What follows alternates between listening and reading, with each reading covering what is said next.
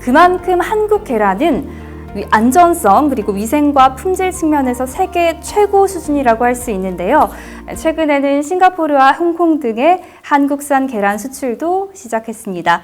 그런데 사육 면적이 확대되면 생산량이 줄어들고 자금률이 흔들리게 되고 수출 기회 또한 감소하게 됩니다. 이 문제를 중심으로 오늘은 계란 산업의 미래, 식량 안보, 그리고 제도의 방향을 함께 살펴보겠습니다.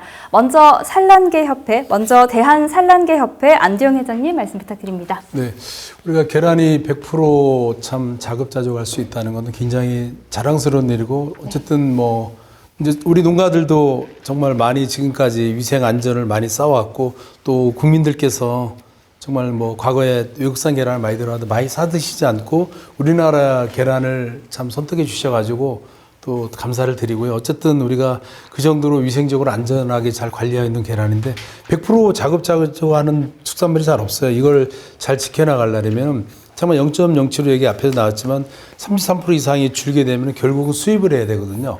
그럼 주변 국가도 뭐 규제하는 나라도 없지만 이 0.07을 해는 나라 이렇게 많지는 않습니다. 그리고 우리나라가 아까 말씀드린 것처럼 산란일자, 선별포장에 세계 최초거든요. 그렇게 하는 나라가 없어요. 그래서 과거에 수입했을 때 저희가 이제 어떤 얘기를 한다면 정부에다가 똑같은 계란 가져와라. 우리 역차별 당한다. 그러지만 우리는 이렇게 제도를 만들어서 이런 식으로 해놓고 들어오면 되냐 그랬더니 여기 와서 찍어서 나가더라고요. 그러면 산란일자가 아니잖아요. 아니죠. 네. 그러니까 우리가 역차별 당했다고 그랬어요. 왜냐하면 우리 규제는 이렇게 높여놓고 들어오는 계란을 그러면 어떻게 하냐. 근데 정부에서는 물가 안정이 국민들이 금계란의 아우성인이 어떻게 하냐. 만약에 33% 준다리면은 주변 국가에서 다 들어옵니다. 왜 주변은 0.07로 다른 거 0.05이나 0.04인데 뭐 이쪽에 뭐 일본을 비롯해서 태국, 이 아시아 쪽에 보면 중국부터 하면 다 지금 0.05도 아니에요. 그 0.4의 규제 자체가 아예 없어요. 그러면 우리나라는 규제를 이렇게 높여놓고 그런 계란을 다 들어온다면 얼마나 농장 입장에서는 이것처럼 역차별이 없는 거죠. 그리고 어쨌든 어떤 식량 이거를 정말 안보 가치를 관리를 해야 되는데 그 부분이 굉장히 우려스럽고 또 하나 일본을 보면 우리가 일본 얘기를 좀 많이 하잖아요. 일본은 한 40에서 50개 정도가 있어요. 계란 그 안전 자기네 1억 한 3천만 마리 정도를 지난번에 갔을 때 보니까 키우는데 그거 자국의 식량을 지키기 위해서 4, 50가지 정도의 이런 지원책이 있어요. 그리고 특히 계란 산업 보전처에서 계란 가격이 생산비 이하로 떨어지면은 90% 이상을 정부에서 보전을 해줘요. 왜 자국의 이거 식량을 지키기 위해서. 근데 우리는 뭐 보조는 둘째치고 이걸 줄여가지고 이렇게 하는 게 참 어떻게 보면 농가 입장에서는 참 어떻게 보면 참 뭐 웃음밖에 안 나오고 참 너무 어이없는 상황이랄까요? 예, 그래서 그런 부분이 있는데 좀 이런 걸 추진하려면 좀 산업적인 측면하고 이런 부분을 고민하고 위생 안전이라든가 이런 물가라든가 다 고민해서 자연스럽게 이렇게 연착륙할 수 있게 갔으면 좋겠습니다. 무조건 어느 순간에 가라 이거보다는. 그래서 일본을 좀 보고 그런 정책을 좀 많이 가져왔으면 좋겠습니다. 네, 식량 안보와 산업 경쟁력 측면에서 계란은 단순히 농작물이 아닌 전략적 자원인데요.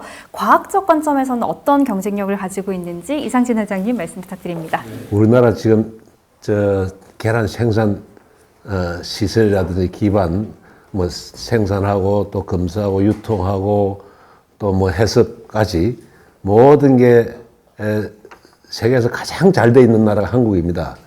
그러다 보니까 이 한국 계란은 외국의 바이어들도 전부 다 한국 계란을 다 믿을 수가 있단 말이죠. 그래서 이 한국 계란을 좋아하는 이유가 이 한국 하면 믿을 수 있는 계란이다, 한국 계란은. 그래서 이런 거는 정말 이 한국 계란이 국가 경쟁이 있다. 이 국가에서 이걸 좀 잘 생각하셔가지고 모든 정책 수립하고 해야 되지 않겠나 그런 생각이 듭니다. 네, 그 현장의 시선으로 한번 살펴보겠습니다. 정혜석 변호사님, 네, 그 사육 면적 확대가 현실화되면 농가는 어떤 선택을 해야 할까요? 뭐 어려운 선택이지 않을까 네, 싶습니다. 맞아요. 너무 어려운 선택일 것 같고요. 네. 그런 환경 어려운 속에서 농가들은 이미 5천만 개, 아까 안두영 회장님의 뭐 국내 소비량이 5천만 개라고 하셨는데 하루에 5천만 개를 우리 농가들이 매일매일 생산하고 있습니다. 그런 환경에서 사육 면적 확대가 되면 결국 생산량이 감소가 되고 단가가 상승되고 그러면 농가가 도산 위험이 더 커지리라고 봅니다. 이 구조는 좀 피할 수가 없을 것 같고요. 그 농가들은 단순히 힘들다 문제가 아니라 농가들은 농가가 무너지게 되면 우리 축산업, 산란계 산업 전체가 좀 무너질 수도 있다고 그런 걱정도 듭니다. 그럼 농가가 줄어들면 국가의 계란 아까 5천만 개가 매일 생산되는데 그게 공급 체계가 불안정해지고 계란 시장은 가격이 크게 출렁이고 뭐 불안이 뭐 경제 전반에 미치지 않겠습니까? 결국 뭐 제가 좀 뭐 이 자리에 좀 드리고 싶은 말씀은 농가와 정부가 좀 서로 좀 멀어지지 않고 좀 같이 가는 방향으로 좀 가야 되지 않을까라고 좀 말씀을 드리고 싶고요. 정책도 현장 구조, 이런 농가의 어떤 이런 어려운 선택, 생산 환경 등을 한쪽 뭐 좁은 면만뿐만 아니라 전체적으로 좀 봐서 좀 그런 정책이 좀 필요하다라고 보여집니다. 네, 전체적으로 논의할 수 있는 정책이 필요하다라는 말씀도 덧붙여 주셨습니다. 자, 이제 소비자 이야기를 좀 해보겠습니다. 엄혜선 교수님, 요즘 소비자는 가격과 동물복지 안전성 등 여러 요소를 고려합니다. 사육 면적 확대는 소비자의 선택과 그리고 식생활에 어떤 영향을 줄까요? 소비자는 사실 지금 현재도 포장지에 1번서부터 사육 환경에 따라서 1번에서 4번까지 선택을 할 수 있게 되어 있잖아요. 요즘에 우리나라의 소비자는 굉장히 정보를 잘 얻을 수 있는 정보에 굉장히 뭐라 그럴까요? 잘 오픈이 되어 있다고 할까요? 그래서 아까 정책 이제 말씀을 또 하셨는데 정책이라는 게 소비자를 외면한다거나 소비자의 그러한 합의를 이루지 않는 정책을 하기에는 좀 약간 무리가 가지 않을까라는 생각을 했습니다. 그래서 그런 부분을 저는 좀 말씀을 드리고 싶습니다. 네, 고맙습니다. 정은정 작가님, 네. 동물복지 정책, 산업, 소비자 문제가 얽힌 이 복잡한 상황을 사회학적 관점에서는 어떻게 보시나요? 2차 폭탄이군요. 뭐 식량 안보의 관점도 말씀해 주시고 저희 농촌사회학에서는 이제 식량 주권이라는 말을 일부러 가져다 쓰거든요. 우리가 주권은 뭐 국민으로부터 나오는 것처럼 우리가 먹는 것을 우리가 결정해야 되는데 그걸 유일하게 지금 실현시켜주고 있는 게 바로 계란. 그리고 쌀 정도인 것 같아요. 계란 정도는 우리가 나라에서 난 거를 우리가 먹겠다. 그래서 수입한 계란이 나중에 제가 계속 조사하러 다녔는데 좀 초라하더라고요. 나중에는 대형마트에서 계란 수입한 거를 팔아봤는데 소비자들은 아니 나의 주권은 우리 국산 계란 훨씬 더 저렴하고 위생적이고 안전한데 이렇게 선택을 하다 보니까 나중에는 막 밀어내기를 하고 있더라고요. 그래서 아마 국민들은 다 알고 계실 것 같고요. 식량 안보의 측면에서 가장 위협적인 게 고령화거든요, 생산자들의. 그런데 이 고령화된 생산자들에게 별로 이렇게 필요하지도 않은 강한 규제를 넣으면 결국엔 아유 나는 그만둬야겠다. 이렇게 좀 생각을 해보셨으면 좋겠어요. 저는 그런 방향을 결코 소비자들도 원한다고 생각하진 않아요. 그래서 오늘 이렇게 좀 다양한 정보를 제공하고 또 이렇게 좀 토론 좀 해보자. 이런 방향들이 중요하지 않을까? 그리고 사회적 신뢰. 저는 한 번 확인했다고 생각합니다. 수입 계란에 대해서 소비자들이 난 저거 안 먹어. 이런 것 자체도 국내산 그 계란의 무한 신뢰를 보여준 거라고 생각이 들거든요. 그래서 한 정책이 어떤 특정 직군에만 몰리는 것이 아니라 사회와 사람 그리고 자연까지 이게 좀 골고루 누가 더 희생해야 되는 게 아니고 같이 함께 책임을 지는 그런 어떤 사회적 신뢰를 높이는 방향 그것을 저는 좀 보고 싶습니다. 네. 식량 안보 측면에서 식량 주권을 잘 지킬 수 있도록 나아가는 것이 중요하다는 말씀을 또 해주셨습니다. 우리가 지금 이야기한 뭐 이런 이야기의 문제 핵심에는 헌법 소원도 있습니다. 정혜석 변호사님. 네. 그 이번 사육 면적 확대 정책이 농가의 재산권 그리고 신뢰 보호, 산업 경쟁력, 국민 물가, 식량 안보까지 총체적으로 법률적, 경제적으로 어떤 영향을 미치는지 좀 정리해 주시겠습니까? 네, 심각한 영향을 미친다고 네. 생각하고요.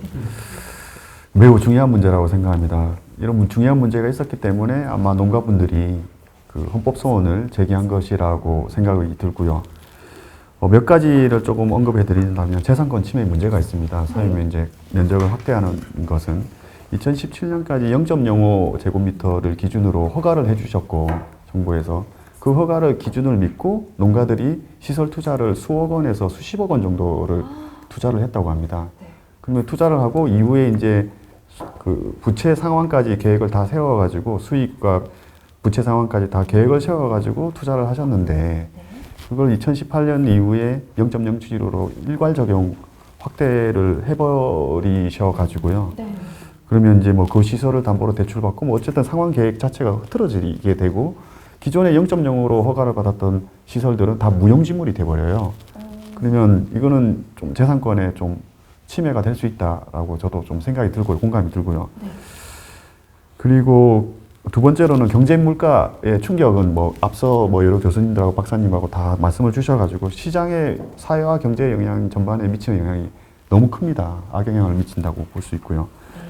이 계란 자체가 그 계란 이 하나 자체만으로도 하나의 완전한 식품이지만 우리나라 외식 산업 전반 가공식품의 원재료로 중간재료 전부 폭넓게 들어갑니다. 그러면 계란 가격이 어쨌든 생산량이 감소하고 가격이 상승되게 되면 원재료 전체 가격에도 부담을 주게 되고 전체적으로 미치는 파장이 커지게 되거든요. 국민 경제에 미치는 영향이 크다고 보기 때문에 악영향, 부정적인 영향이 크다고 보기 때문에 그 충격이 여러 사회 경제적 혼란을 야기할 거다라고 좀 생각이 들고요.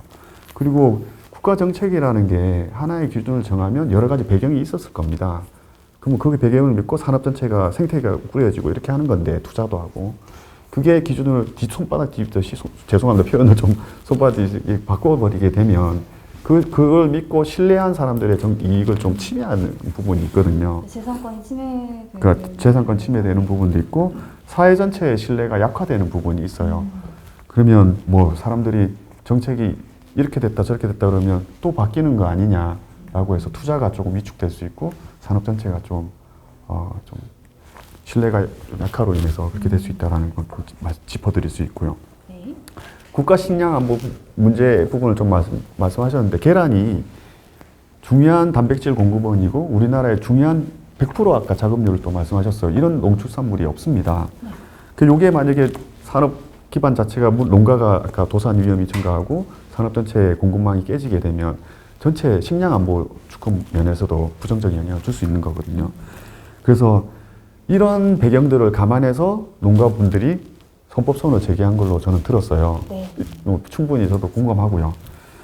이런 헌법소원은 농가만의 문제가 아니고 그 외에 아까 국가 미래 먹거리 체계를 지키기 위한 농가들의 생존 요구 목소리뿐만 아니라 국가 체계 전체의 먹거리 체계를 보존, 보호 하기 위한 그런 목소리도 담겨 있는 게 아닌가라고 좀 말씀을 좀 드리고 싶습니다. 네, 변호사님 감사합니다. 정리를 하자면 사육면적 확대는 단순한 제도 변경이 아니라 재산권과 경제 그리고 물가, 소비자 선택권, 산업기반과 사회적 책임, 국가 식량 안보까지 모두 포함한 거대한 문제라고 할 수 있겠네요. 3부를 통해서 우리는 계란 산업이 현재 매우 중요한 기로에 서 있다는 것을 확인했습니다.